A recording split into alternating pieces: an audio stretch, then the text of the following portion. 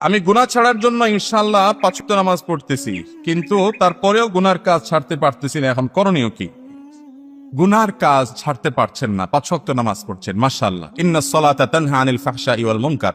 নামাজটাকে একটু সুন্দর করে পড়েন ভাই। কিরকম সুন্দর করে পড়েন? আমরা বেশিরভাগ মানুষ নামাজ পড়ি খুব হুলস্থুল করি। আমি ব্যক্তিগতভাবে আমার একটা মানবীয় দুর্বলতা হলো, আমি একটু হুলস্থুল স্বভাবের মানুষ। এই যে কথা বলি দেখেন না, এত ঘন ঘন কথা বলি। অন্য বক্তারা ১ ঘন্টায় যত কথা বলে, আমি আধা ঘন্টা তার চেয়ে বেশি কথা বলি, কারণ আমার মুখ এত বেশি চলে। এই যে তাড়াহুড়া করার একটা বদস্বভাব আমার মধ্যে আছে। এরপরও আমি মসজিদে দেখি যে আমি তাড়াহুড়া করে নামাজ পড়ার আগেও দেখি ম্যাক্সিমাম মুসল্লির আমার আগে নামাজ শেষ। আমি চিন্তা করি, হায় হায়, এরা তো আমার চাইতে মাশাআল্লাহ আরো অ্যাডভান্স দেখা যায়। ভাইয়েরা আমার, নামাজকে সুন্দর করার চেষ্টা করতে হবে। নামাজকে সুন্দর করার চেষ্টা করবে।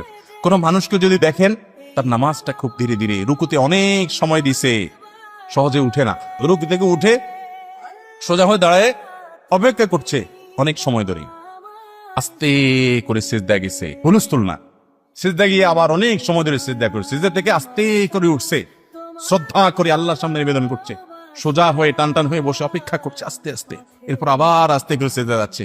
এই লোকটাকে পাইলে একটু জড়ায় ধরবেন, কারণ এ হলো আসল নামাজি, ১ নম্বরের নামাজি, এ ক্লাসের নামাজি। এরকম নামাজি অনেক মসজিদ আছে, গোটা মসজিদে একজনও পাওয়া যায় না, অনেক মসজিদে ১-২ জন পাওয়া যায়।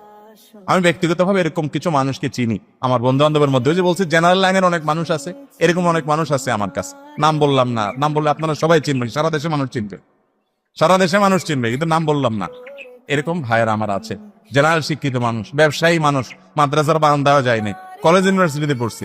আমি নামাজের দিকে তাকাই দিকে, আরে আমিও তো এত সুন্দর করে নামাজ পড়ি না। আমি অনুপ্রাণিত হই যে মাশাআল্লাহ, তাহলে আরো সুন্দর করে, আরো আস্তে আস্তে নামাজ পড়বো। যে তার ২ রাকাত নামাজে ১০ মিনিট টাইম লাগা, দুনিয়ার মিটিং সিটিং ব্যবসা বাণিজ্য সব বললে যাক, নামাজে কোনো ছাড় নেই, কোনো তাড়াহুড়া নেই, কোনো হুলস্থুল নেই।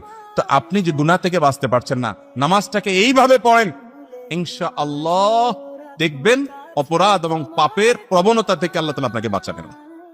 নাম্বার ২, প্রেসক্রিপশনের দ্বিতীয় আইটেম হলো, আপনি গুনাহের পরিবেশ থেকে সরে আসবে। আমাদের অনেক ভাইয়েরা গুনাহ ছাড়তে চান, কিন্তু গুনাহের পরিবেশ ছাড়তে রাজি না।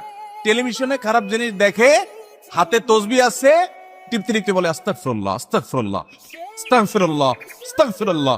উনি আস্তাগফিরুল্লাহ পড়েন আর তাকান হচ্ছে টিভির দিকে, ভূতের দিকে।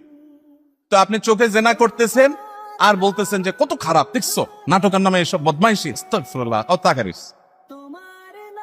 তো আপনি ফেসবুকে মেয়েদের আইডিতে, মেয়েদের পেজে, আজেবাজে পেজে আপনি অ্যাড আছেন, যুক্ত আছেন, ফলো করে রাখছেন, লাইক দিয়ে রাখছেন, সেখান থেকে খারাপ জিনিস আছে।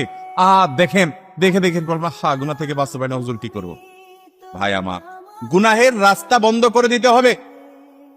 আমি সব জায়গায় বলার চেষ্টা করি, যারা কোনোভাবে গোপন